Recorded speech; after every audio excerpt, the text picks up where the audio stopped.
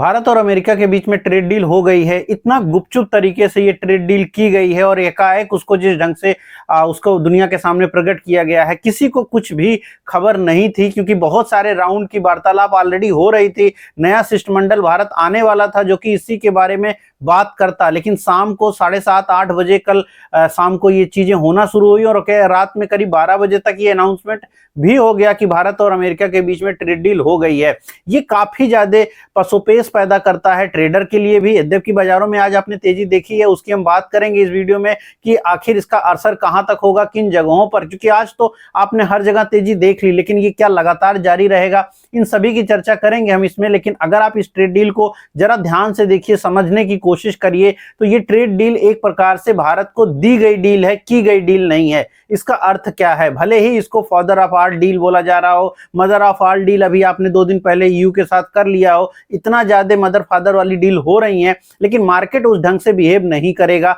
क्यों? क्योंकि ये डील एक प्रकार से की नहीं गई है, दे दी गई टाइप की डील लगती है। उसके पीछे कई चीजें समझने की हैं। भारत जिन चीजों का विरोध लगातार कर रहा था ट्रेड डील को लेकर के, पिछले साल भर से जो हमारी और अमेरिका के बीच में वार्तालाप चल रही थी, उसमें जो कई बार महत्वपूर्ण बिंदु उठे थे, जिसमें सबसे महत्वपूर्ण बिंदु था कि एग्रीकल्चर को हम भारत में 0% पर अलाउ नहीं करेंगे। अब वो कर दी गया है।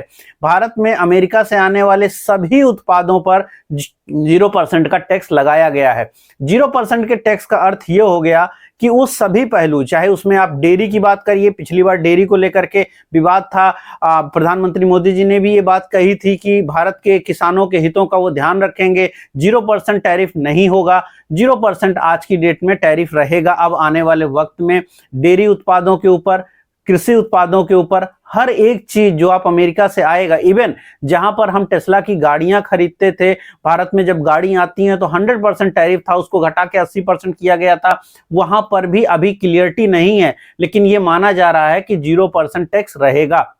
लेकिन ये क्लियरिटी आ गई है कि भारत जो भी सामान वहां भेजेगा, वहां 18% का टैक्स रहेगा। 18% को एक विजय के रूप में देखा जा रहा है, लेकिन यहां पर यह भी इंपॉर्टेंट है कि 25% का ही टैक्स था। 50% वो इसलिए हो गया था क्योंकि हम रूस से तेल खरीद रहे थे। कल अमेरिका ने एकाएक स्वीकार कर लिया कि भारत ने रूस से तेल खरीदना बंद कर दिया है, और साथ में यह भी कहा कि अब जो है आप वेनेजुला का तेल खरीदेंगे। भारत ने औपचारिक रूप से एक बार भी ये स्वीकार नहीं किया कि हम ये तेल खरीदेंगे, लेकिन शाम को जिस तरह से प्रधानमंत्री ने ट्विटर पे धन्यवाद दे दिया, तो माना यह जा रहा है कि अब भारत वेनेजुला का तेल भी खरीदेगा। यद्यपि जो लागत होगी वेनेजुला के तेल की भारत आने में और जो रूस से तेल आता है भारत, उसमें थोड़ा सा अंतर आता है, जिसमें वेनेजुलन तेल थोड़ा भारत को महंगा पड़ेगा, चूंकि आयात का चार्ज बढ़ेगा, ट्रांसपोर्टेशन चार्ज ज्यादा पड़ता है। लेकिन खैर, तो अल्टीमेटली आप जो है वेनेजुला का तेल खरीदेंगे। अब दूसरी चीज है कि जहां अभी अमेरिका मान के चल रहा है कि आप जो है रूस का तेल खरीदना बंद कर देंगे। यद्यपि भारत ने प्रमाणिक तौर पे अभी तक अमेरिका के सामने ये भी पुष्टिकृत नहीं किया है कि हमने रूस का तेल खरीदना बंद कर दिया है, क्योंकि शाम को रूस की तरफ से भी ये बयान आया कि भारत ने अभी तक भी रूस का तेल वो खरीद रहे हैं, और भारत और रूस के जो संबंध है वो और बेहतर होते रहेंगे आगे। तो मुद्दा ये भी है कि क्या ये ट्रेड डील, अभी चूंकि पहली बार जब बाजारों को ये पता लगा, मार्केट ने मूवमेंट दिखाई, लेकिन क्या ये चीज सब कुछ एकदम से इतना रोजी रोजी रहेगा? क्योंकि अभी तक इसके आउटकम, क्योंकि ट्विटर पे आपने सिर्फ एक चीज समझी है कि ट्रेड डील हो गई, भारत वेनेजुला का तेल खरीदेगा, $500 बिलियन का सामान खरीदेगा। $500 बिलियन होते कितने हैं? अगर आप इसको कैलकुलेट करोगे तो आपको लगेगा कि इतना अमाउंट भारत की जीडीपी, जो कि 4.5 ट्रिलियन में मान रहा हूं, पहले 4 ट्रिलियन मानी जाती थी, 4.5 ट्रिलियन की जीडीपी है, उसका 11.2% होता है $500 बिलियन, जब आप उसको रुपए टर्म में कन्वर्ट करेंगे। ये इतना बड़ा अमाउंट है, 1 ट्रिलियन से ज्यादा का अमाउंट है जो आप अब खरीदेंगे। क्या खरीदेंगे अभी वो भी पता नहीं है, कितने समय में खरीदेंगे वो भी पता नहीं है, लेकिन आप खरीदेंगे। उसकी आपको रिक्वायरमेंट थी नहीं थी, लेकिन आप खरीदेंगे। तो अल्टीमेटली एक प्रकार से दी हुई डील है जो भारत को दे दी गई है। भारत ने उसको खुशी खुशी स्वीकार कर लिया है, क्योंकि जिन जगहों पर हमारा झगड़ा था, जिनकी जगहों पर हम बात कर रहे थे कि नहीं हम डेयरी और एग्रीकल्चर पे नहीं मानेंगे, या हम जो है जो कारें आएंगी विदेश से उनके ऊपर ठीक ठाक सा टैक्स लगाएंगे, तो वो सब गायब हो गया। अब इसमें एक चीज ये भी समझने की है कि शाम तक जो अभी तक जानकारी मिली है, यद्यपि टैक्स अब 18% लगेगा, लेकिन एल्युमिनियम का जो उत्पाद भारत से अमेरिका की तरफ जाएगा वहां पे 50% टैक्स बना रहेगा। तो एल्युमिनियम उत्पादों पर टैक्स जो है हाई बने रहेंगे, वो हम सस्ता उनको नहीं बेच पाएंगे। मोटा मोटी अभी तक जैसे जैसे करके ये और स्पष्ट होगा कि क्या टैक्स के रेट आएंगे, जो कि 1 से 2 दिन में आ जाएगा। सुनने में ये भी आ रहा है कि कुछ शिष्टमंडल आएगा जो इसके ऊपर बात करेगा कि हर एक चीज के ऊपर कितना कितना टैरिफ लगाया जाएगा। तो फिर वो 18% वाली बात है क्या, ये भी अभी तक क्लियर नहीं है। भारत की तरफ से तो क्लियर है कि 0% होगा उनका, लेकिन उनका हमारे ऊपर, हम जो वहां भेजेंगे उसके ऊपर कितना कितना रहेगा वो पता नहीं है। लेकिन एल्युमिनियम के ऊपर 50% रहेगा, ये अभी क्लियर हो चुका है। तो अभी बहुत सारी बातें इसमें साफ होने को देखने को मिलेंगी। अब इस तरह से ये जो डील हुई है उसके पीछे विदेशी मीडिया में और भारत की मीडिया में भी बहुत सारी बातें स्पष्ट चल रही हैं। एक मीडिया है जो सरकार के पक्ष में बातें कह रही है कि सरकार ने बहुत बड़ी डील क्रैक की है। क्रैक तो तब करते जब बातचीत हो रही होती, ये तो हमें एक फोन कॉल पे मिल गई डील है, हमने फोन उठाया और डील हो गई। और ये वाली डील तो शायद 6 महीना पहले भी हो सकती थी, जब ट्रंप, जिसको बोलते हैं कि ट्रंप ने फोन किया और मोदी जी ने फोन ही नहीं उठाया। उस समय भी चूंकि उनके जो सेक्रेटरी थे, जो लास्ट उनका इंटरव्यू आया था करीब 15-20 दिन पहले, जिसमें उन्होंने कहा था कि भारत ने फोन नहीं उठाया, नहीं तो भारत को 18-19% वाली डील तो फाइनल हो ही चुकी थी। ये मोटा मोटी वही डील है, लेकिन प्रूव ये हो रहा है कि अब हमको सबसे सस्ता माल हमारा वहां पे जाएगा। यद्यपि ऐसा नहीं है, हमारा माल महंगा हो गया था। एक जरूर चीज ये हुई है कंपनियों में, जो बाजारों में आपने तेजी देखी है अक्रॉस द बोर्ड, टेक्सटाइल कंपनियों में, या वो सारी कंपनियां जो ज्यादा मात्रा में एक्सपोर्ट करती हैं, उनको बड़ा बेनिफिट आज दिखा है। उसमें टेक्सटाइल सबसे ज्यादा प्रमुखता के साथ दिखाई पड़ा। उसके पीछे कारण भी है, जहां पे 50% टैक्स लग रहा था तो हम बिल्कुल ही मार्केट से बाहर हो गए थे टेक्सटाइल को लेकर के। लेकिन अब जब हम 19-18% के रेंज में, क्योंकि बांग्लादेश के ऊपर 24% या 23% है, जो है हमारे जितने भी पड़ोसी देश हैं करीब 19% 20% के आसपास का टैक्स उनके ऊपर जाता है। टेक्सटाइल वाली कंपनियां जो हैं दूसरे देशों में, उनके ऊपर 19-20% का टैक्स लग रहा है, हमारे ऊपर 18% लगेगा। तो माना यह जा रहा है कि कम से कम हम कम्पिटिटिव तो हो गए। बिकेगा नहीं बिकेगा वो कहानी बाद में है, लेकिन अभी तो हम बिल्कुल ही बाहर थे, लेकिन अब हम कम्पिटिटिव हो गए हैं टैरिफ को लेकर के। कम से कम हम लड़ाई तो कर पाएंगे कि हाँ चलो हमारा माल वहां पे बिकेगा। अब इतनी जल्दी में ये टैरिफ जो हुआ है उसके पीछे बहुत सारे लोगों का मानना है कि जो फाइल अभी आपको मालूम ही होगा, कुछ एक फाइल में मोदी जी का नाम आया, वहां पर भी बात चल रही है कि 22 बार उनका नाम उस फाइल में है, लेकिन अभी वो 1 ही 2 बार आया था शायद। अब वो एक प्रेशर गेम खेला होगा जो है डोनाल्ड ट्रंप ने। यहाँ पर ये भी आपको पता होगा शायद कि 15 से 18 दिन पहले जो अदानी का केस चल रहा था, वहां पर भी जो वकील है उन्होंने उसको बदला था, और जो पर्सनल वकील हैं ट्रंप के, उन्हीं को हायर किया था अदानी ग्रुप ने अपने केस की पैरवी के लिए। और उसके बाद काफी ज्यादा निगोशिएशन चल रहा था इस पहलू को लेकर के कि जो अदानी का मामला है वो शायद शांत होगा।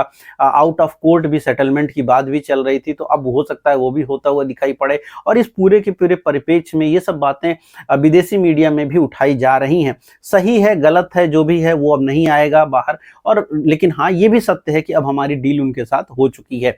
मार्केट इसको अच्छा मान के तो देखा ही, जाहिर सी बात है बाजारों के लिए एक पॉजिटिव खबर है। कम से कम जो एक दुविधा थी कि टैरिफ डील कब आएगी, रुपया जो कमजोर हुआ जा रहा था, यद्यपि ऐसा नहीं हुआ कि भारतीय बॉन्ड आज बहुत मजबूत हो गया, ये भी नहीं हुआ कि भारत का रुपया बहुत ज्यादा ही मजबूत हो गया। आज भी 91 के आसपास में ट्रेड कर रहा है, यद्यपि पिछले 2-3 सालों में एक दिन के हिसाब से देखें तो आज रुपया काफी मजबूत हुआ है, लेकिन फिर भी 91 के ऊपर रुपए की ट्रेडिंग हो रही है। डॉलर भी कमजोर हुआ है इस बीच में, उसके बावजूद भी 91 का रुपया बना हुआ है। तो ये डील को मार्केट ने जहां पर बहुत मॉडरेट होकर के देखने की कोशिश करी है, यद्यपि यहां पर यह भी बड़ा इंपॉर्टेंट है कि आज ट्रेडर, जितने भी ट्रेडर हैं, वो इस डील से दुखी या खुश होने की बात नहीं है, लेकिन जो ट्रेडर्स हैं उनका जो है प्रोटेक्शन कोई नहीं देखना चाहता है। बार बार ये बातें उठती हैं कि जो है इन्वेस्टर प्रोटेक्शन होना चाहिए, ट्रेडर का प्रोटेक्शन होना चाहिए, लेकिन जब इस तरह की खबरें आती हैं, अगर आप इस पूरे साल 2 साल की बात करिए, रात में बहुत सारी चीजें आती हैं। मैं कई बार अपने वीडियोस में ये बात कहता हूं कि at least future and options market को रात में ओपन किया जाना चाहिए, क्योंकि जब कल 3:30 बजे बाजार बंद हुई तो किसी को नहीं पता है, हम लोग आम आदमी को तो नहीं ही पता है कि कोई ट्रेड डील होने वाली है। 9:30-10 बजे आप ट्रेड डील हो जाती है, सवेरे आप मार्केट जो है 1200 पॉइंट ऊपर खुलता है। जो भी ट्रेडर है, जो मार्केट की स्थिति थी, जो बजट की स्थिति थी, जिस तरह की पोजीशंस थी, यद्यपि कल के वीडियो में मैंने आपको बताया भी था, डेटा वाइज भी मार्केट रिवर्स दिखा रही थी और बाजार रिवर्स होने भी लगी थी। कल दिन के दौरान 350 पॉइंट नीचे से मार्केट ऊपर भी गई थी। शाम के वीडियो में भी मैंने कवर किया था कि मार्केट अब और नहीं घटेगी, कंसोलिडेट होगी और या ऊपर जाएगी, लेकिन डील की उम्मीद तो हमें भी नहीं थी। बट अगर आप थोड़ा सा भी डेटा कम देखते हैं, अगर आप बहुत ज्यादा चार्ट सेंट्रिक आदमी नहीं है, तो आपकी मंदी की पोजीशन खड़ी हो सकती है कि आप मंदी की पोजीशन में कल रहे हो। ये स्वाभाविक है कि बहुत सारे लोग हेजिंग के लिए भी मंदी की पोजीशन बनाए होंगे। एटलीस्ट हेजिंग वालों की तो चलो ठीक है, लेकिन जिन्होंने ट्रेडिंग के हिसाब से फ्यूचर्स में या ऑप्शंस में मंदी की पोजीशन बनाई और जिन्होंने शॉर्ट्स किए हैं, उनकी आज बहुत स्थिति खराब हुई है दिन के दौरान। और ये पिछली बार भी हुआ था जब आपने 4 अप्रैल को टैरिफ अनाउंसमेंट किया था दुनिया भर में, जब ट्रंप ने किया था तब भी वही दिन था, सैटरडे संडे का दिन था, शाम के समय हुआ, आज भी शाम के समय हुआ। भारत पाकिस्तान की लड़ाई का भी खबर शाम के समय आया। हर बड़ी चीज शाम को आती है। मार्केट आप 3:30 बजे बंद कर देते हैं। दुनिया की चौथी इकोनॉमी होने का दम्भ भरते हैं हम। अगर हम दुनिया की चौथी सबसे बड़ी इकोनॉमी है, दुनिया के सबसे बड़े स्टॉक मार्केट के रूप में उभरे हैं, ऑप्शंस मार्केट में हम दुनिया के सबसे बड़े स्टॉक मार्केट हैं, उस दुनिया की सबसे बड़े स्टॉक मार्केट के ऑप्शन और फ्यूचर ट्रेडर को 3:30 बजे के बाद कौन सी सजा दे दी जाती है कि बाजार को बंद कर दिया जाएगा। और अब आप दुनिया भर में, जबकि सोशल मीडिया पे अब ट्रेड डील्स होने लगी हैं, ऐसी बड़ी बड़ी घटनाएं जब सोशल मीडिया पे हो सकती हैं, तो हम इतने अर्वाचीन क्यों हैं, इतना पुराने ढंग से क्यों देख रहे हैं चीजों को कि हम अभी भी बदलाव नहीं लाएंगे और हम रात के समय मार्केट को ओपन नहीं करेंगे। एटलीस्ट आप कुछ नहीं तो गिफ्ट निफ्टी ट्रेड करने दीजिए। गुजरात में गिफ्ट निफ्टी ट्रेड होती है, भारत के आदमी को उसमें बैन है, वो नहीं ट्रेड कर सकता। क्यों नहीं कर सकता? जबकि उसी को देख के सुबह हम खुलते हैं, हम उसको ट्रेड नहीं कर सकते, हम शाम के समय फ्यूचर्स पोजीशंस नहीं क्रिएट कर सकते। किसी भी तरीके से ट्रेडर और इन्वेस्टर का कौन सा प्रोटेक्शन हो रहा है इससे, इससे किसका हित सधता है, देखना चाहिए, समझना चाहिए। एटलीस्ट ओपन कीजिए, क्योंकि अब दुनिया बहुत बदल चुकी है। जब दुनिया बदल गई तो ट्रेडर को भी मौका मिलना चाहिए। अमेरिका में कुछ होता है तो अमेरिकन ट्रेडर तो उसको बैलेंस कर सकता है, जापानीज ट्रेडर बैलेंस कर सकता है, कोरिया वाला भी बैलेंस करता है। आज 5% कोरिया का मार्केट भी ऊपर था, 2.5% आज अमेरिका का, जो जापान का मार्केट ऊपर था। वो लोग को तो ठीक है, वो लोग तो उसको रात में भी मैनेज कर सकते हैं, हम कब मैनेज करें? तो अल्टीमेटली उसका लॉस जो है वो ट्रेडर को है। एक व्यक्ति जिसने कोई गलती नहीं करी, कल शाम के 3:30 बजे, आज उसको 9:30 बजे सुबह सजा किस चीज की दी गई? लाखों रुपए का नुकसान जो उसका होता है वो कैसे क्यों हो? ये जरूरी है। आप ऑप्शंस मार्केट में एसटीटी बढ़ाते जाइए, उससे प्रोटेक्शन नहीं होगा। प्रोटेक्शन इससे होगा कि आप ओपन कीजिए, ज्यादा एसटीटी आप कमाइए, देने को हम सब तैयार हैं, लेकिन ट्रेड करने का वक्त तो दीजिए। डील रात में करनी है, रात में कर लो, लेकिन कम से कम हमको मौका तो दो कि उसके अकॉर्डिंगली हम पोजीशंस को एडजस्ट कर सकें। बहुत सारे लोग को तकलीफ हुई है, ये मेरी खुद की बात नहीं है। जब भी मार्केट में 1200-1400 पॉइंट का मूवमेंट होगा, एक ट्रेडर को नुकसान होगा, चाहे वो हेजर हो, चाहे वो ट्रेडर हो, सबको दिक्कत होती है। और किसी की दिक्कत को ये समझना चाहिए, क्योंकि ये मार्केट है और हमको कम से कम बराबर का मौका मिलना चाहिए काम करने को लेकर के। खैर, तो ये डील फाइनल हो चुकी है। मार्केट को अगर हम इसको ये ढंग से देखें तो बाजार किस ढंग से इसको रिएक्शन देगा? मार्केट ने 26,400 की रेंज एक बार जरूर टच करी, लेकिन वो सिर्फ चार्ट पर नहीं है, वो सिर्फ जो है नंबर्स में है, क्योंकि वो जस्ट 1 सेकंड के लिए होता है जो इंगल्फ ट्रेड होता है। लेकिन ओवरऑल जो बाजार आज पूरे दिन ट्रेड हुई, निफ्टी के केस में 26,000 के इर्द गिर्द में मार्केट ने थोड़ा बहुत मौका देखने की कोशिश जरूर करी थी, लेकिन 25,800 के आसपास में बाजारों ने पूरा दिन गुजारा है। लो जो है 25,650 के इर्द गिर्द में है, 750 के आसपास में आपने क्लोजिंग करी है, लेकिन 750 से लेके 800 की रेंज बाजारों ने आज दिन भर इसी में ट्रेड किया है। ऊपर खुला, नीचे गया और उसके बाद कंसोलिडेट हुआ है। ओवरऑल जो रेंज अब नई मार्केट के लिए उभरती है वो ये उभरती है। और इसमें यहाँ पर यह भी इंपॉर्टेंट है कि आज दिन के दौरान भी विक्स में कमी देखने को मिली है। सुबह यद्यपि विक्स बढ़ी थी, करीब 12% तक एक समय बढ़ गई थी, लेकिन शाम को 5% डाउन भी हुई है। तो अल्टीमेटली जो ऑप्शन सेलर है उसकी भूमिका वापस से उन्होंने दबा के सेलिंग करी है, वापस से बाजारों को वापस से एक घर में बांधने की कोशिश करी है। यद्यपि लॉसेज हुए होंगे, निकट के जो ऑप्शंस रहे हैं उनमें प्रीमियम बहुत ज्यादा आज बढ़ी है, लेकिन दूर के ऑप्शंस को वापस से मैनेज किया गया है। और चूंकि आज एक एक्सपायरी डेट था तो इसलिए मैंने ज्यादा बोला कि ट्रेडर्स को जो बहुत शॉर्ट टर्म ट्रेड्स करते हैं उनको नुकसान जरूर हुआ होगा, क्योंकि बहुत सारे सारे लोग ऑप्शन राइड करते हैं बहुत छोटी मात्रा में।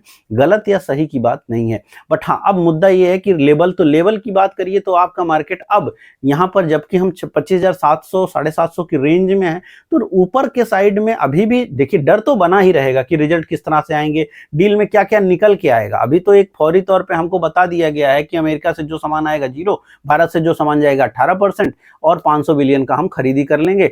क्रूड आएगा अब वेनेजुएला से। ये 4 मोटी मोटी बातें हमको बताई गई, लेकिन दिन में जब खबर आने लग गई कि रूस से अभी तो ट्रेड बंद नहीं हुआ है, अभी भी एल्युमिनियम हम 50% पे भेजेंगे, अभी शिष्टमंडल आएगा डिटेल निकालेगा, वो बताएगा कि कितना टैक्स लगेगा, तो कुछ सामान पे 18% से ज्यादा भी टैक्स रहेगा, ये बात भी उम्मीद है। तो हो सकता है जो लोअर मार्क है वो 18% आए, लेकिन बहुत सारे चीजों के ऊपर 25% 30% का भी टैक्स लगा है, तो ये भी पॉसिबल है। और फिर जब भारत में सामान आएगा अमेरिका का दूध और एग्री प्रोडक्ट, जहां पर बहुत ज्यादा सब्सिडाइज किया जाता है अमेरिका में उन चीजों को, तो हमारी जो घरेलू कंपनियां हैं, जो एफएमसीजी कंपनियां हैं, वो उसको किस तरह से लेंगी? क्या उस पर वो निगेटिविटी दिखाएंगी? क्योंकि उनकी मार्जिन पे तो भारी दबाव आएगा, तो वो भी बाजार इसको भी काउंटर करेगा। तो आज वो दिवाली का दिन था जिसमें मार्केट ने कुछ भी नहीं सोचा, ठीक है सब कुछ अच्छा अच्छा हो गया, बट इसके बाद कहीं ना कहीं मार्केट अब वापस से धरातल की तरफ जाएगा और इसलिए रेंज बाजार की पकड़ेगा और बाजार एक तरफा तेजी करे इसकी उम्मीद अभी भी कमी है। मार्केट कंसोलिडेटिव मोड में जा सकता है।